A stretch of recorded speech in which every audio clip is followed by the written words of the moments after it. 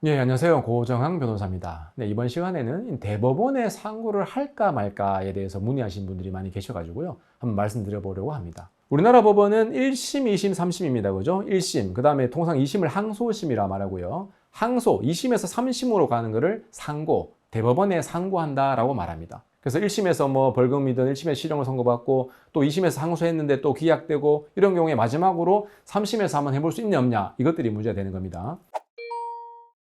3심은 우리가 TV에서 보는 것처럼 재판을 하는 것이 아니라 원칙적으로 서류 심사입니다. 기록들을 대법원에 보내면 대법관이 그냥 이렇게 이제 앉아있다가 사건 보면서 서류만 보고 그냥 끝내게 됩니다. 절차는 그렇게 진행되고 재판받으러 가지는 않습니다. 1, 2심은 직접 재판 가가지고 여러분들이 직접 당사자든 아니면 가족이든 가셔서 보실 수도 있는데요. 3심은 원칙적으로 서류를 심사합니다. 그러면 그 서류를 심사하는 과정에 있어서 구체적으로 여러분들이 예를 들면은 내가 1심, 2심에서 실형을 선고받고 교도소에 있어요. 그러면 내가 이 교도소에서 형을 좀 1년 받았는데 또 2년 받았는데 6개월로 낮춘다거나 뭐 1년 반으로 낮춘다거나 이렇게 형을 낮춘다거나 아니면은 형을 낮추는 게 아니라 실형이 아니라 집행유예를 받고 나갈 수 있다거나 아니면 여러분들이 공무원이에요. 그래서 집행유예도 안 돼요. 그런 경우에는 그런 벌금형으로 낮출 수 있다거나 뭐 이런 경우.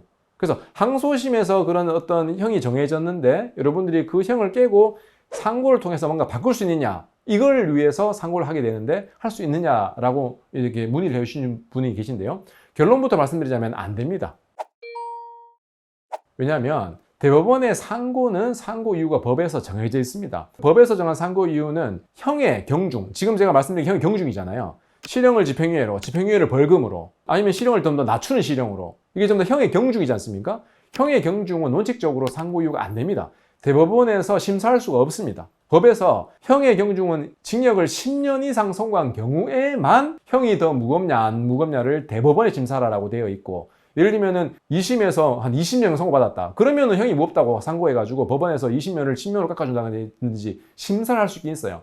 근데 음주운전의 경우에는 10년 이상 선고된 경우는 거의 없잖아요. 고의적으로 내가 음주운전을 해가지고 사람을 뭐 뺑소니 여러 명 해서 죽이거나 하지 않는 이상은. 뭐 물론 그런 예외적인 경우라면은 상고될 수 있겠습니다만은 통상적인 경우에 여러분들이 통상 집행유예로 해서 형을 선고받게 되면 실형을 선고받게 되면 뭐 짧게는 6개월에서 길게는 한 2년 사이에 대부분입니다. 그러면 10년이 안 되잖아요. 그죠? 그러면 여러분들이 상고를 한다 하더라도 대법원에서 심사 자체가 안 됩니다. 그냥 심리불속행 기각 이렇게 돌려보냅니다. 그 기간이 한 통상 2달 정도 걸리거든요. 그래서 여러분들이 현실적으로 형을 바꾸기 위해서 상고하실 필요가 있냐 없냐라고 한다면 필요는 없습니다 라고 결론적으로 말씀드립니다. 왜? 법에서 바꿀 수 없게 돼 있기 때문에요. 아시겠죠?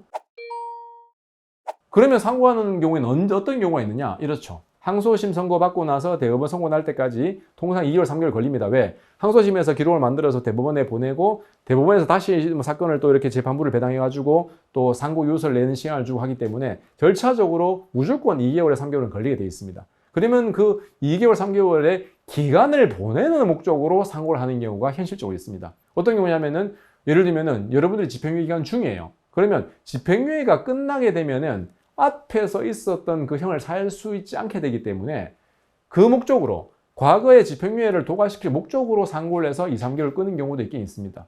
그건 현실적인 어떤 그런 부분인데요. 그렇게 해서 이제 상고가 확정되기 전에는 아직까지는 형이 확정된 것이 아니기 때문에 상고까지 있을 때 내가 종전의 전과로 집행유예 기간이 도과되면 이제 그건 사라지는 겁니다. 그러면 이번에 새롭게 받은 그 형에 대해서만 살면 되는 것이죠. 그래서 이런 목적으로 상고하는 경우가 있긴 있고요.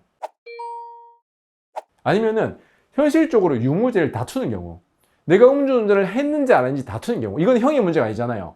음주운전을 했냐 안 했냐. 예를 들면은 대리운전 기사가 갑자기 차를 길가에 한중간에 중앙선에 버리고 가가지고 내가 불가피하게 갓길로 뺐어요. 차가 너무 쌩쌩 다녀가지고 사고 날 것 같아가지고. 이런 경우에는 긴급 피난으로서 무죄가 된 경우가 많이 있거든요. 근데 법원에서 안 받아줬어요. 그러면 내가 상고까지 해가지고 판사님 이거는 정말로 내가 불가피하게 운전한 것입니다. 음주운전 유무죄를 다툰 거예요. 이거는 상고가 무조건 됩니다. 그런 경우는 무조건 상고하시면 되고요. 한번 판단을 다 보시면 되는 거고. 이것이 아니라 음주운전의 유무죄를 다투는 법리적인 판단이 아니라 형의 경중을 다투는 것은 원칙적으로 안 된다는 걸 말씀드린 경우예요. 그 다음에 또 예외적으로 예를 들면 뭐 다른 어떤 목적으로 예를 들면은 내가 형을 한 6개월 정도 선고받았어요. 그래서 이제 항소심에서 해가지고 끝났는데 앞으로 형기가 한 1, 2개월밖에 안 남았어요. 그러면 굳이 내가 또 교도소를 옮겨가지고 또 이제 뭐 신분을 기결수로 바뀌어가지고 형을 마치는 것보다 상고에서 2, 3개월 보냄으로써 내가 미결 상태, 확정되지 않은 상태에서 그 나머지를 채워버리는 경우, 이걸 뭐 미통을 채운다, 통상 이런 말을 하긴 하는데, 그래서 미결 구금 일수를 채우기 위한 목적으로 상고를 하는 경우도 있긴 있습니다. 이건 역시 그냥 시간적인 부분이에요. 그죠? 그런 부분이 있다고 이제 보시면 되겠고요. 여러분들이 이렇게 이제 대법원에 상고하는 경우에는 이런 어떤 그런 현실적인 사정이 있는 경우에 할 수가 있다. 형의 경중은 상고유예가 되지 않기 때문에 그걸 목적으로 하실 필요는 없고 경우에 따라서 확정을 지연시키기 위해서 2, 3개월 정도 시간이 필요해서 하는 경우는 생각해 보시면 된다. 그 다음에 여러분들이 무죄를 다투는 경우라면 그때는 상고유예가 되기 때문에 반드시 하시면 된다. 이렇게 보시면 되겠습니다. 이거는 상고를 했을 때를 말씀드린 거고요. 일부러 상고를 하지 않는 경우도 많이 있습니다. 뭐냐면 어떤 분들은 이렇게 막 나는 여기서 있는 것 자체가 너무 힘듭니다. 빨리 형을 확정 지어가지고 내가 본형을 사는 교도소로 가서 거기서 내가 이제 일도 하고 해가지고 출력도 나가고 그래서 나간 다음에 빨리 형기를 채워가지고 그냥 가석방을 노리고 싶습니다. 이런 분도 계시거든요. 이런 목적으로 상고를 안 하시는 경우가 있죠. 그런 걸 원하시는 분이라면 상고를 안 하셔야 되겠죠. 그죠? 뭐 이제 가석방이라는 거는 통상 형기 한 7, 80%를 채우게 되면은 한두 달 또는 그 정도 좀 앞에 좀 내보내진 경우가 있긴 있습니다. 뭐 한두 달도 작은 기간은 아니잖아요. 그죠? 그래서 그런 경우라면 차라리 상고하지 아니하고 빨리 형을 확정시켜서 기교로서 나가는 경우가 더 필요하기 때문에 이런 걸 목적으로 하신다면은 상고를 안 하시는 게 더 맞고요.